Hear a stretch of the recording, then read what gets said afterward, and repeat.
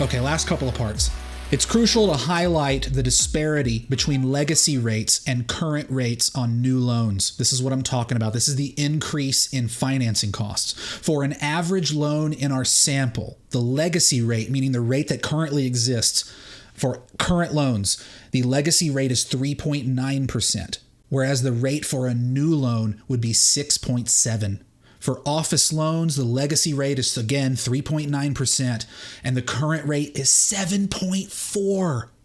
This notable surge in interest rates results from an escalation in the 10-year and the monetary tightening of 2022, coupled with an increase in spreads. It underscores a formidable challenge faced by loans approaching maturity and in need of refinancing.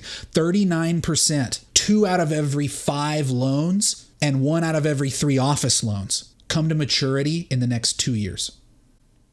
If loans today were refinanced at the current benchmark rate, 17% of them would be in negative income. Not just negative equity, but they would be in a Ponzi situation where their income would not even suffice to pay their debt payments. 17% of all loans would be in that situation if they financed today. 1 out of every 4 office loans would have a DSCR below 1 if they refinanced at today's benchmark rate.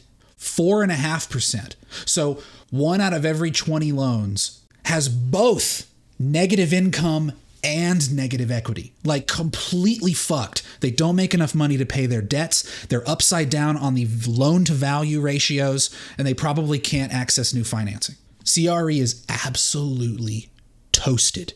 And it's this chart right here. This is insane. And people think that the cycle is over.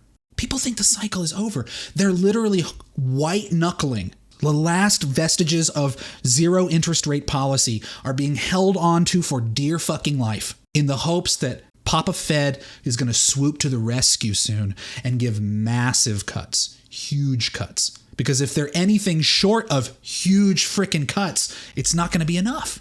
It's not going to be enough. We just had the sharpest loosening of financial conditions that we've ever had, ever. By loosening of financial conditions from a market perspective, that means the falling of yields. We just had the fastest loosening of financial conditions in the history of the data. But the crazy thing about it is that the Fed hasn't changed their policy at all. It was completely a market-based loosening of financial conditions. The Fed has done nothing. All they did was signal that they probably aren't going to raise interest rates unless the data changes. That's all they did. And the market took it upon themselves to loosen financial conditions at the fastest rate in history. This is the return to normal trade. The return to normal trade. Y'all remember this chart? The change in central bank rates in basis points, the expected change in interest rates. At the beginning of 2023, they expected these hikes. We actually got way more than that. And now everybody's expecting massive cuts, right? They expect massive cuts. They expect massive cuts. FedWatch tool, cut every meeting. More than a coin flip, a cut every meeting. Huge sell-off, huge bid on the long end, which brought yields down hard for the fastest